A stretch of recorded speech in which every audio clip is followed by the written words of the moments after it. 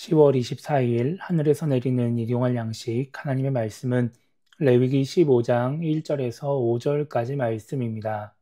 여호와께서 모세와 아론에게 말씀하여 이르시되 이스라엘 자손에게 말하여 이르라.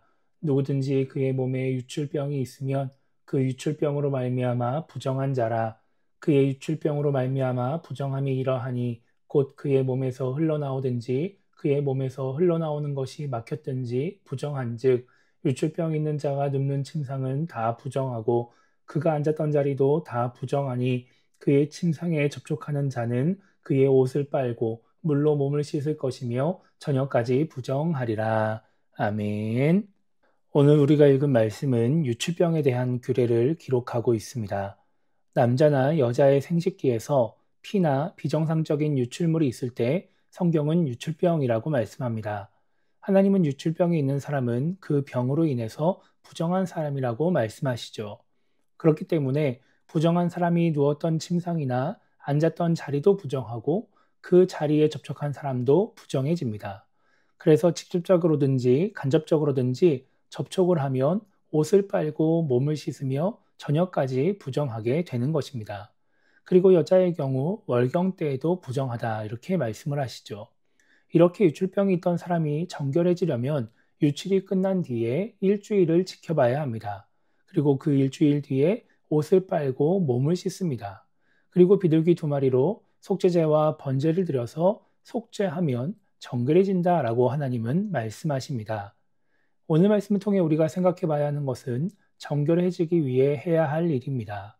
하나님이 유출병이 있는 자를 부정하다, 불결하다라고 말씀하시는 이유는 유출병이 생명과 연관이 있는 생식기와 피에 관련된 질병이기 때문입니다. 흔히 유출병은 성병에 걸렸을 때 여자의 경우에는 자궁에 문제가 생겼을 때 발생합니다. 그렇기 때문에 전염성이 있는 병이나 위생적으로 문제가 있는 병으로 보는 것이죠. 우리가 그동안 살펴봤던 것처럼 하나님은 병의 전염을 막고 다른 사람의 위생을 보호하기 위해서 유출병을 부정하다고 말씀하시는 것입니다.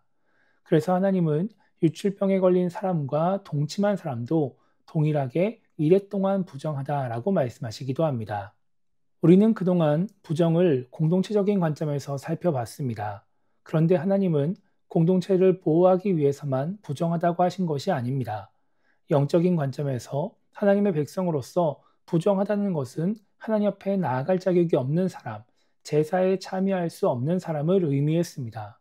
그래서 부정한 사람은 정결해지기 위해 항상 하나님께 제사를 드려야 했던 것입니다. 속죄제를 드려서 속죄를 받아야 하나님 앞에 나아갈 자격을 회복한 사람, 정결한 사람이 될 수 있었습니다. 이렇게 제사를 드려야 종교적인 행위를 해야 그 종교적인 행위를 통해 정결해지는 것입니다. 그런데 부정은 다릅니다. 하나님은 종교적인 행위를 잘못해서 부정해지는 경우를 별로 말씀하지 않으셨습니다. 지금까지 우리가 살펴본 말씀 속에서 부정해지는 상황들은 다 일상생활 속에서 벌어지는 상황이었습니다. 내가 살아가는 삶의 자리에서 일을 할 때, 집에 있을 때 하는 행위들로 인해서 부정해지는 것이죠. 그렇기 때문에 우리가 정결한 신앙인, 하나님 보시기에 합당한 신앙인이 되려면 신앙생활만 열심히 해서는 안 되는 겁니다.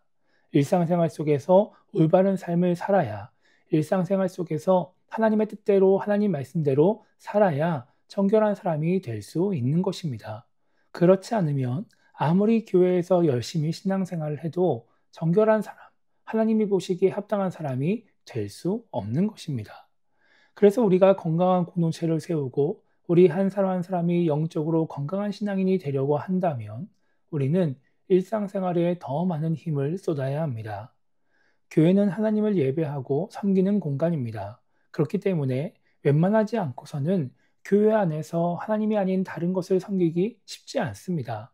그냥 공동체의 분위기에 휩쓸려 가기만 해도 어느 정도 정결한 모습으로 신앙생활을 할 수 있는 것이죠. 그런데 우리의 일상은 다릅니다. 내가 마음을 다하지 않고 애를 쓰지 않으면 나도 모르는 사이에 하나님이 원하시지 않는 모습으로 살아갈 수 있습니다. 그래서 우리는 일상생활을 잘 살아가기 위해서, 일상생활 속에서 하나님이 원하시는 모습으로 살아가기 위해서 더 많이 집중하고 애를 써야 하는 것입니다. 그래야 정결한 신앙인, 영적으로 건강한 신앙인, 하나님이 원하시는 신앙인이 될 수 있는 것입니다. 그래서 오늘 하루를 시작하며 우리가 이렇게 기도했으면 좋겠습니다. 우리의 관심이 교회에서 하는 신앙생활에만 머물지 않게 달라고 기도했으면 좋겠고요. 그래서 신앙생활에만 애를 쓰는 것이 아니라 일상생활 속에서 하나님의 말씀대로 살기 위해 애를 쓰는 신앙인이 될 수 있게 달라고 기도하며 오늘 하루를 시작했으면 좋겠습니다. 그렇게 하나님의 말씀대로 살아감으로써 하나님이 보시기에 합당한 우리 모두가 되기를 주님의 이름으로 축복합니다.